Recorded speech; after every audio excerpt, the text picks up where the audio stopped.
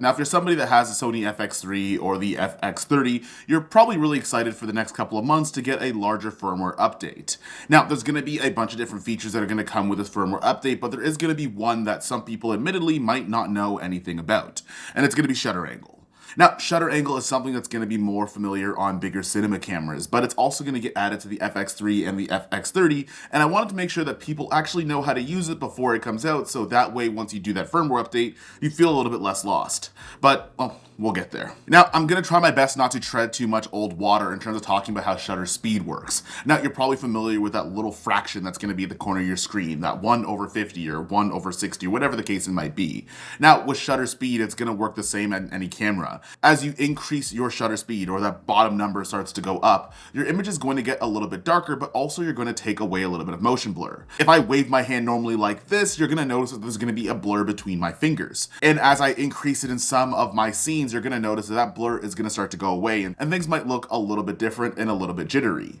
Now, if you go on the flip side and you make that number a little bit lower, or you go into solid numbers in your shutter speed, you're also going to add a bunch of motion blur, but at the same time, it's going to make your image a little bit brighter. This might give you that dream effect, or it might look like you've had a couple of drinks when you add into some of those higher shutter speeds. Essentially, what's happening with digital sensors, your shutter speed is just how fast the shutter opens and closes to make as many pictures per second as your frame rate actually allows. Now, because we're not working with manual shutters, you don't have that kind of shutter going up and down, we still use that rule in order to dictate how much motion blur and also how to get our exposure proper. Now, one of the things that you might have learned was the 180-degree shutter rule, and that's actually where shutter angle is going to come into play, but essentially you want to make sure that you maintain 1/double your frame rate to make sure that you have an adequate motion blur that's at least believable. Now, shutter angle is going to be a little bit different. It actually maintains a constant relationship between your shutter speed and your frame rate. Now, if you are someone that's using the FX3 or the FX30, you'll know that when you're changing between different frame rates, you have to change your shutter speed every single time, and that can get a little bit annoying, and sometimes you could be a little bit off. With shutter angle, what it does, it actually maintains that relationship, so no matter what frame rate you're going to be using, your shutter speed is actually going to be a certain maintained relationship.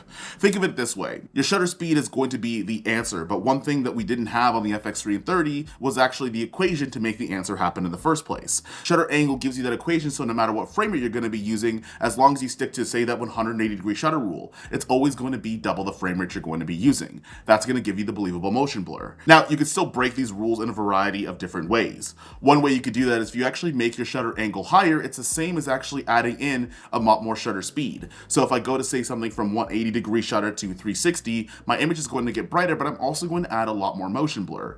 Now, this doesn't look the most natural in the world, but you can use this for artistic reasons. Sometimes people want to get that slow shutter effect in commercial work, or they want to get certain effects that they want to get in camera. Now, using a slower shutter like 360, or you could actually go higher than that, is a great way that you can use that without having to do it in post. Now, if I use something like a lower shutter angle, it's going to do the opposite effect, and kind of similar to if I actually increase that bottom number on my shutter speed.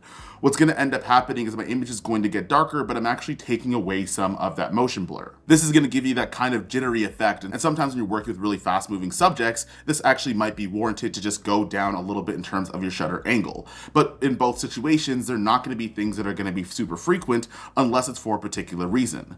Oftentimes, 95% of people are going to shoot at 180-degree shutter, which maintains that relationship between just being 1/double your frame rate. Now, this is going to be useful to a lot of people, and a lot of people have been asking about this because they're switching between different frame rates, the 4K 24 frames, the 4K 60, the 120, or even going up into 240, and having to change your shutter speed all the time can get a little bit annoying, and it's also really easy to make a mistake. Shutter angle is going to be added into there to maintain that relationship. Now, you might be asking, what do you do in a situation where you do have to change your exposure, but now you want to maintain that shutter angle?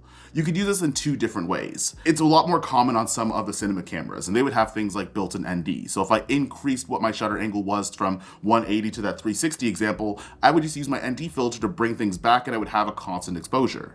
And similarly, if I went lower in my shutter angle, maybe I went down to 90 or something else, I would just use lighting in order to add more exposure into my frame again to make sure that I can have a constant exposure no matter what I'm going to do. You could also do things like increasing or decreasing your aperture to make sure that you have proper exposure even when you're using different frame rates.